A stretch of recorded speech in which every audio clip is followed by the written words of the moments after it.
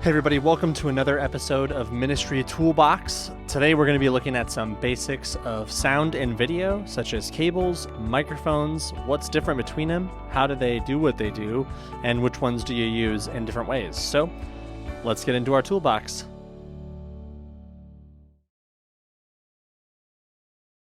All right, so today I want to start with looking at types of cables. We're going to start with audio cables. And go through some different connections that you might see on audio cables and different, gauges of wire and what those different things are going to be used for. I'm going to have right here on the table where you can see my hand now. I'll be holding up those different cables so you can see what they look like here at the camera and get a really good feel for them. So, like I said, we're going to start with audio, and probably the most common cable you're going to come across is an XLR cable. And so let me grab that and I'll show it to you here.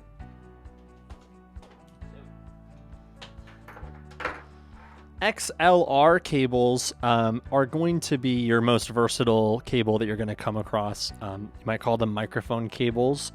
XLR stands for ground, left, right. That's right. The X means ground. These are going to connect your microphones. They're going to connect from DI boxes, which I'll talk about in a second. They're going to connect all that to mixers. They're going to connect, audio from a board to a active speaker. All sorts of different uses that you'll see out of them. Most thing you'll see the most is they connect microphones to mixers or the DI box to mixers. So you'll hear them called mic cables quite often. Inside of the cable, there's three wires. One that connects to one of the holes. Let me see if I can get that there. One that connects to another hole, and one that connects to the last hole. So there's three holes, ground, left, and right. Inside those three, one side of it is the female side here. You can see the female side has the holes there, and the other side is the male side, and it has three pins inside of there. And so, they connect. You'd never connect a cable like this, but they connect as such, and there's usually a little release on them as well.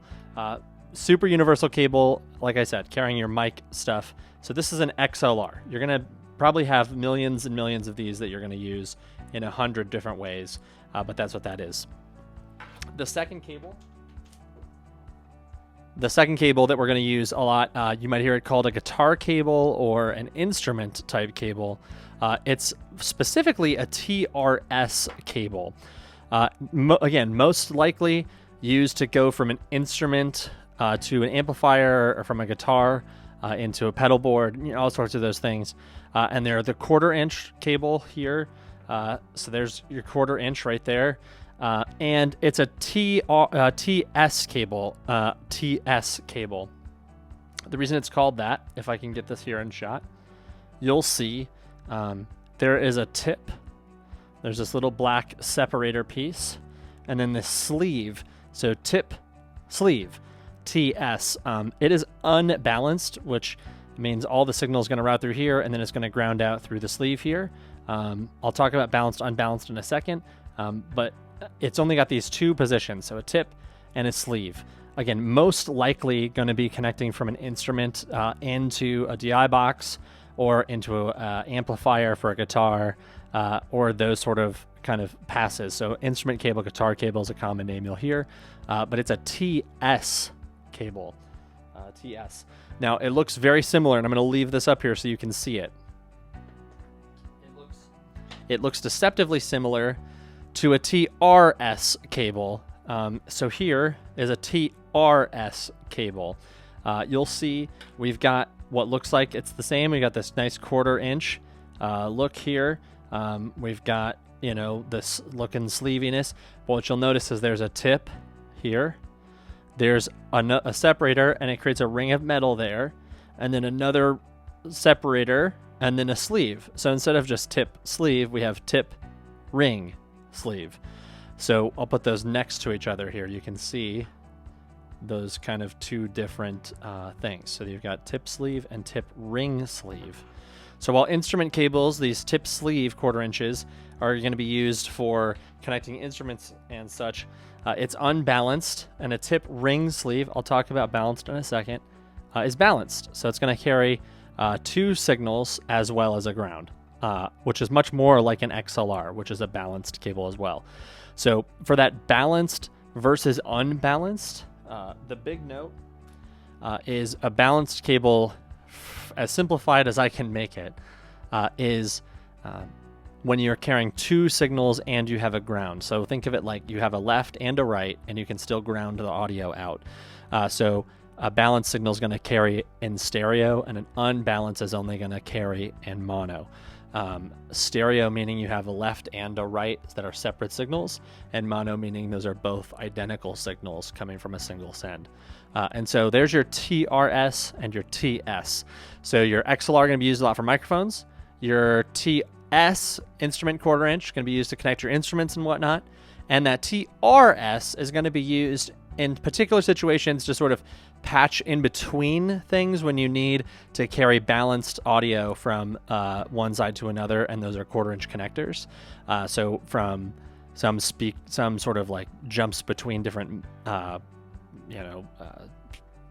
can't think of the word, compressors, et cetera, are going to use TRS to carry both in and out. So those sort of effects, that's the word I'm looking for. Those effects processors and whatnot might use TRS to make those jumps. That's why you'll notice the cable, you'll notice the cable isn't terribly long, because I have this as a little patch cable to go from one spot to another. Those can come in 1/4 inch, or they can come in the 1/8 inch. So 1/4 inch, that nice long one, and an 1/8 inch is what you think of like a headphone, like your headphones for your iPods or your whatevers, are those little 1/8 inch connectors as well. So keep that in mind about the length of that. The long ones are, they're the same cable, so TS or TRS. It's just how long the actual pin is. The last cable I want to look at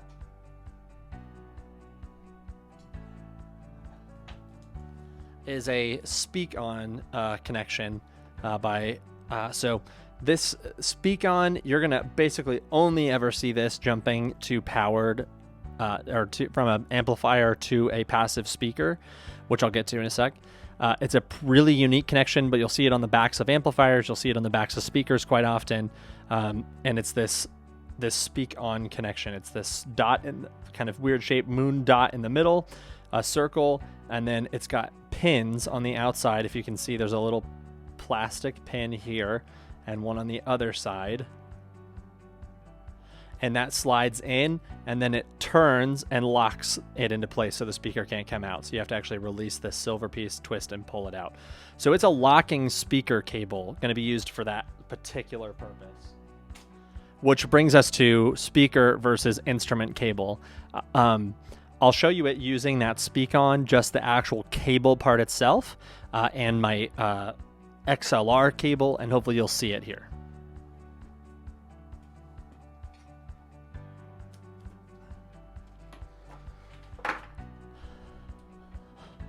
So,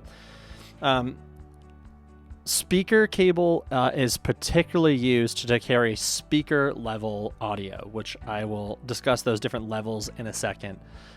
Typically, speaker cable is thicker because it passes a higher gauge, because it passes more energy through it, because it's an active speaker line speaker level, and microphone cables tend to be thinner gauge, and because they don't carry as much signal through them. I'll show you here. You can see my XLR cable next to my speaker cable and the thick difference that we have here. So your speaker cables, if you're sorting through, are going to be thicker gauges is the best way to sort of quickly tell them apart. If you really have to, you can take the heads off and see what the inside of them looks like, and you'll see a much thicker gauge wire. There won't be shielding, all that good stuff. But generally speaking, they're going to be really thick gauged. And why that's important is because speaker cable can be more than just that Speakon head. A speaker cable can have a TS head on it, that tip sleeve, but the gauge will be thicker, and you want to make sure you're using those on your speaker level stuff. So going to a speaker from an amplifier or other stuff that's at speaker level. I'll get there in a sec. because that's going to carry that signal better. It's going to hold your equipment better. You're not going to get a hum. It's going to sound much better. So the higher gauge stuff should be used at the speaker level going to a speaker. So look for those thick cables, and they can be TSs, they can be TRSs, they can have different heads on them. Speakon's the most common you'll see. But if they have a nice thick gauge, those are used for speaker. If they're not thick gauge, those are instrument cables or other such cables. Great. I've said a couple words, and I want to make sure that we get to them so you know what it is that I'm saying here. And so the first thing I've said is active and passive speakers. And the biggest thing with active and passive speakers is, where is the power for the speaker coming from? So an active speaker means that it has power that goes into it from plugging it into the wall, like with a power cable, like a IEC cable, which is those powers with the three things on the back you put in the back of electronics. So they're going to get power directly into the speaker. It means the amplifier and the speaker itself are one unit, and you don't need an external amplifier. Those are called active because they are actively doing their stuff. So those you can just plug an XLR signal into from a board. You'll see a lot of back ends of those. We have an outdoor service at our church, and you just plug the mics or the mix into it, and it'll do its thing. It just have to plug power in, and you're good to go.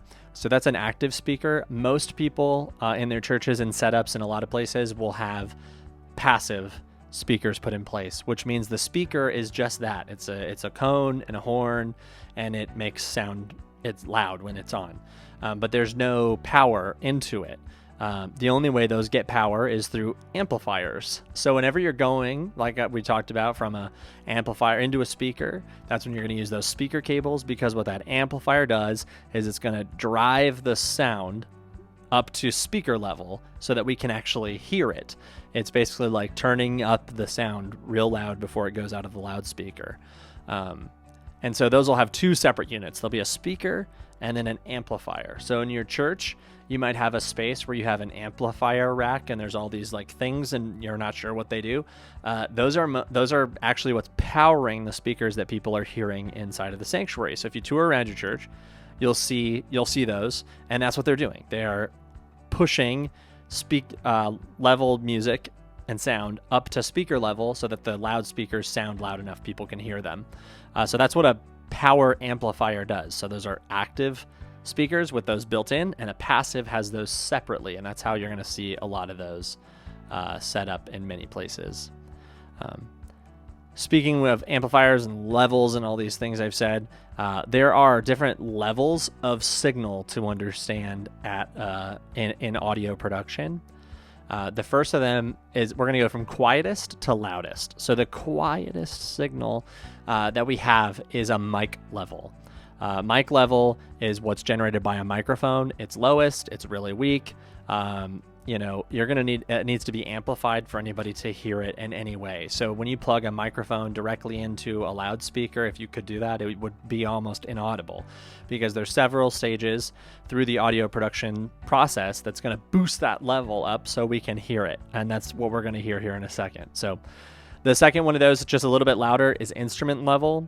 And so it's a little bit louder. It's what comes out of most instruments, electric guitars, etc. Why we get that name. And that's going to need to be amplified to hear as well. The next one is line level. Line level is the highest level signal before you get to full-on amplification. So this is what's typically going through the board and in and out of the board. So if you go out of the board and into something like a recording system, it's getting a line level audio mix. It comes just after pre-amplifying, but just before the actual amplification. So preamps, which are inside of boards, like boost mic and instrument signals up. That's what gaining up is. You're going to boost the voltage to make that up to line level, so it's loud enough to actually be utilized by different elements inside of the audio itself. And so your board is operating at line level, your instruments at instrument level, and your mics at mic level. It's a good way to know. So your mic's coming in quiet, your instrument's coming in quiet, and your board, your audio mixer, is going to help bring those to line level so that they can be used and heard using preamplification through a preamp, which is why those are called preamps inside of a board. Those are preamplifiers to help bring those signals up to line level. And then the last one is speaker level. So your board is going to send out line level to an amplifier. If you have a passive speaker, if it's active, it's going to go into your active speaker, but it's going to run through an amplifier in there that's going to boost it to speaker level so it's loud enough that the loudspeakers can produce the sound and be heard. It brings them up to a higher voltage and a louder volume for everyone to hear. And so those are sort of the levels. It seems kind of silly, but like you want to make sure that you're doing things right. So if you've got a speaker level coming out of an amplifier, you don't want to run that back into the board because the board it's too much sound for it. Just like if you plug a microphone directly into something without an amplifier in between it or a preamplifier, you may not be able to hear it. That's how guitar amplifiers work. Inside of them, there's a preamplifier that then goes into an amplifier that pushes it to a speaker, and that's how you get loud electric guitars. They have all that built in to push that volume loud enough. If you just strum an electric guitar not plugged in, that's speaker mic level. It's as loud as it is. So just know that you always want to route up, up, up. You never want to route back down. So if you get something at line level, you don't want to run it back into an instrument because you're going to hurt or damage the equipment. So a little bit to just kind of keep track of there. The last thing I want to do is talk about different microphones and what it is that they do. So our first kind of set here that we're going to talk about with mics is their pickup patterns, and I'm going to hold up a mic to kind of help demonstrate this a little bit. This mic in and of itself I'm holding doesn't do all of these, but it'll help you catch a visual of it. I'll put it on the ground here. So we want to talk about pickup patterns in microphones. So the first one, what you're going to come across most often is what's called a cardioid pattern. And it's when it's this like kind of bulbous shape coming out of the microphone that kind of looks like a heart. You see how my thumbs are doing that there? So it's going to pick up well in front of it all the way around in three-dimensional space, and it's going to reject a lot of sound behind it because the pattern is, again, a lot like this. Those have a what's called super or hyper, which means it gets a little tighter and a little longer, and it pushes it out a little farther, makes it a little tighter on the sides. With that, you'll get a little bit of a bulb back here it can pick up, but not very much. It just kind of pushes that heart shape from this into like this. So that's super or hyper. Then there's omnidirectional, so it picks up all the way around it, no matter what or how the microphone is. There's figure eights, where it's like two bulbs on two sides of a microphone, and then a shotgun, where it pushes the sound just straight out like this, and it picks up a lot there, and it rejects everything around it. So those are kind of your three patterns. And you're most likely going to come across cardioid. Some things will have flips to know those different patterns, but if you see those names, that's cardioid, hypercardioid, figure eight, omnidirectional, and shotgun. Kind of makes sense when you think about it. The three types of microphones that are going to be used most often, and one of them you're rarely even going to see, I actually couldn't even find an example of it to hold up for the video, is dynamic, condenser, or ribbon microphones. Now, dynamic microphones are going to be, you're going to come across these probably everywhere you are, and it's probably every microphone you have. It's pretty much every microphone that I had in my collection here as well. It's versatile, it's reliable, they are really strong. They move basically a little coil that does a diaphragm. You don't need to know all that. But they're really reliable. They sound good. They can take a lot of abuse. It's really hard to damage them. And they sound just great no matter what you're putting them in front of. The pressure levels, those things don't matter. I mean, I watched a video one time of someone dunked 58 in water and like blessed something, and it worked clean after that. I mean, I don't recommend doing that, but they're highly versatile. They are exceptionally good at their job, and they are really rugged to use. The one I have here, it's a Shure SM7b, which is just like its cousin, the 57. Actually, if you take the windscreen off of a 58, you now have an SM57 without a cover on it. So this is what a 57 looks like. It just has a plastic shell there instead of being open. Great for vocals, great for picking up instruments. It's the most rugged, most versatile microphone ever. You probably, if you had to only spend the smallest amount of money possible to get a absolutely high quality microphone, you're going to buy an SM58. They're super cheap. They work for almost everything. You can mic drums, you can mic guitars, you can mic vocals, you can mic pianos, you can literally mic anything with them, and they're always going to sound great. Dynamic microphone, though. There you go. The other kind of microphone is a condenser mic, and condenser microphones work a little bit different. They have like capacitors and vibrating diaphragms and all sorts of stuff. But essentially, they may pick up a little bit more precision. They may sound a little cleaner. They may be a little more detail oriented. However, they're a little more fragile in that sense. And so you want to be careful with kind of the application you're using these in. Want to make sure that we're not overblowing the diaphragm. It's easy to damage them. And they're going to require phantom power. So condenser microphones don't produce enough of their own energy to be active. So on a mixing board, you'll see something like send phantom power. And that's what this is for. It's to power these sort of smaller condenser microphone things that can't produce their own energy. So if you ever got a microphone plugged in, you're not getting any sound, your best bet is phantom power.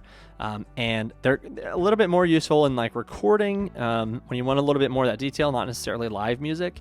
But if you have one, you just want to make sure, like, don't mic a snare drum with these unless it's specifically for that purpose, because they're just a little bit more fragile, a little more sensitive. The one I have here is an AKG P420. It has, right here you can see it's got a pickup pattern change. So there's cardioid, omnidirectional, and figure 8. So you can see, you can even pick on this microphone what sort of pickup pattern you would like. It needs phantom power, but it sounds crystal clear, sounds really nice. But that's a condenser mic. And the last kind is a ribbon microphone. I couldn't even find a ribbon microphone for us to talk about. They're really just now making a comeback. It's an older style microphone, a lot of old radio and whatnot. If you have one, they're even more fragile or even more in that way. So just a little bit more clean, a little, all that good stuff. Ribbon microphones, if you have one, AT4081s, I think, by Audio-Technica is one that a lot of people can see. They sound really good. They're really fragile, but that's kind of the microphone stuff you're going to see. So most likely you're going to come across a lot of 58s. You're going to come across a lot of 57s, a lot of those sorts of things. Anything in that sort of shape, because Shure kind of set the standard for what that microphone looks like. It's going to be the most useful you have, and that's just an XLR back going in. So that's the quick and dirty overview for audio stuff. We're going to keep on this series and talk more in detail about some of these things moving in the next couple ministry toolboxes.